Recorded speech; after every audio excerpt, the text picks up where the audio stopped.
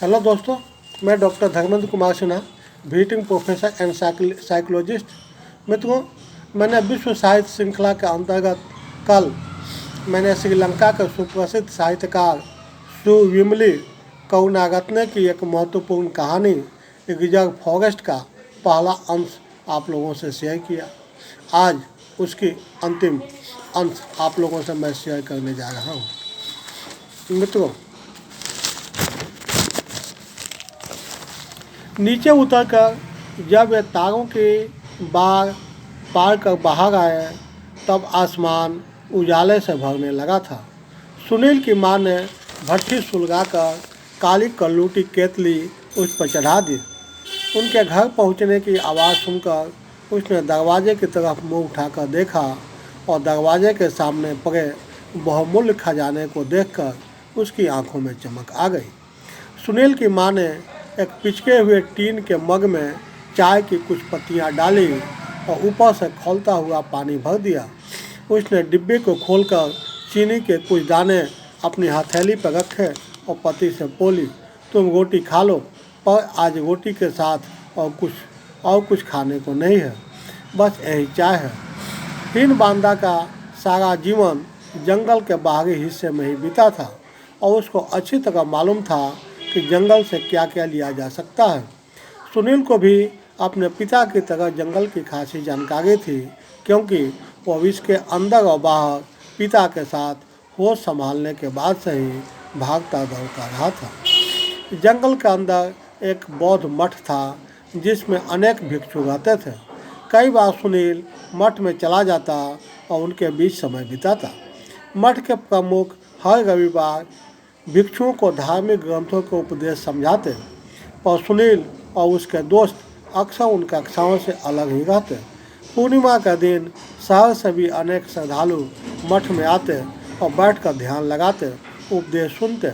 ऐसे ही एक दिन सुनील जब मठ में गया तो मठ के प्रमुख और फॉरेस्ट गार्ड सुमन पाला को आपस में बात करते हुए सुना।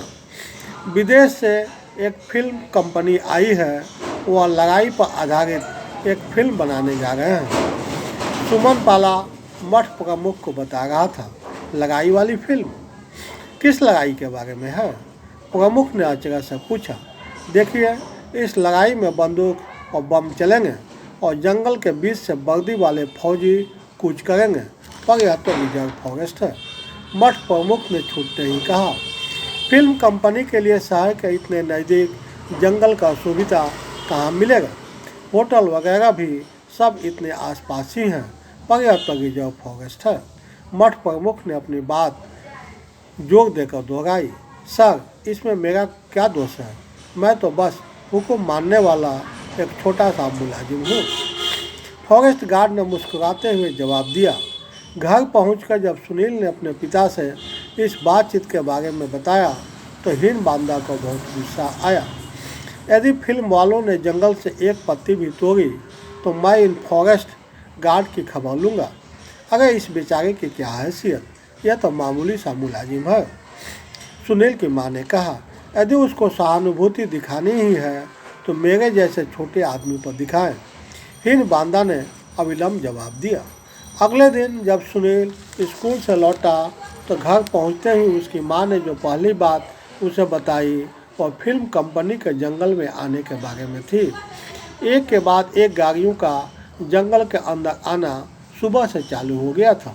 इन गाड़ियों से इतना शोर हो रहा था जैसे हम जंगल में नहीं, बीच सड़क पर खड़े हों। क्या वे चले गए? सुनील ने उत्तेजित होकर पूछा। मुझे मालूम होता तो मैं पास जाकर उनको देखता और देखता कि वे कैसे फिल्म शूट करते हैं। मुझे लगता है छोटा मोटा काम फिल्म कंपनी में मुझे भी मिल ही जाता। क्या वे फिर आएंगे?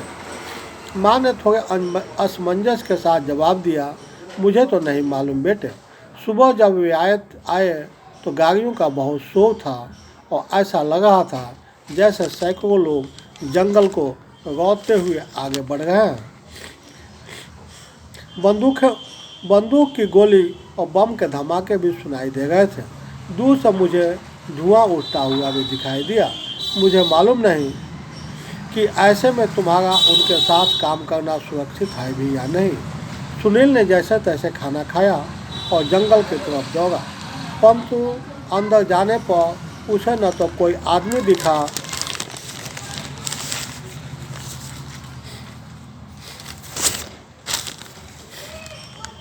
ना ही कोई गाड़ी। उस दिन की शूटिंग पूरी करके फिल्म कंपनी जा चुकी थी। जंगल में एक अजीब और असहज खामोशी पसरी थी। सुनील ने आसपास दूर तक नज़र दौड़ाई, यहाँ तक कि पेड़ों पर सारे घोंसले खाली मिले। उनमें रहने वाले परिंदे घोंसलों को छोड़कर जा चुके थे। पास की घाटी जो अक्सर तोतों की आवाज़ से गुलजार रहती थी, वहाँ कोई भी तोता न तो नजर न आया न उसकी आवाज़ सुनाई दी। हमेशा उधम मचाने वाले बंदर भी कहीं नजर नहीं आ गए थे। पूरे जंगल में एक अजीब किस्म की गंध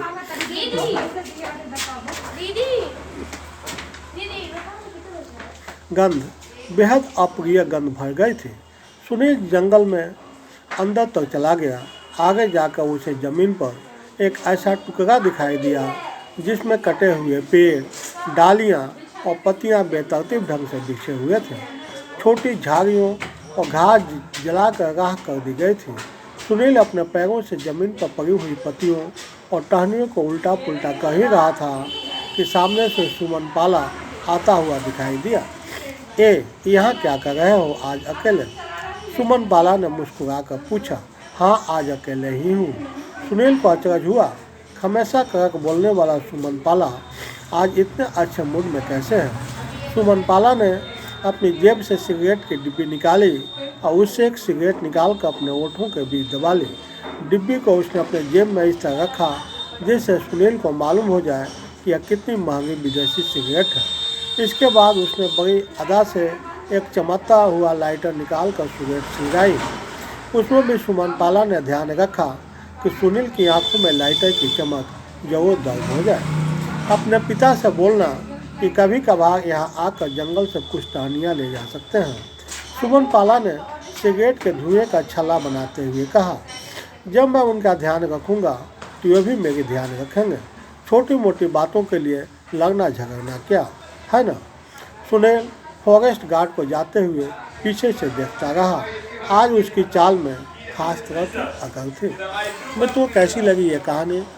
यदि अच्छी लगी हो तो निश्चित रूप से यूट्यूब के कमेंट बॉक्स में आप अपना ओपिनियन सेंड करेंगे ताकि मैं और भी विदेशी साहित्य से अच्छी कहानियाँ आप लोगों से शेयर कर सकूं। मित्रों, मेरे इस कहानी को ज़्यादा से ज़्यादा लाइक शेयर सब्सक्राइब करें ताकि अन्य लोगों तक ये कहानी पहुंच सके और वे भी उससे लाभान्वित हो सके। अंत में आप मेरे वीडियो को देख रहे हैं, समय दिए इसके लिए so many thanks to you.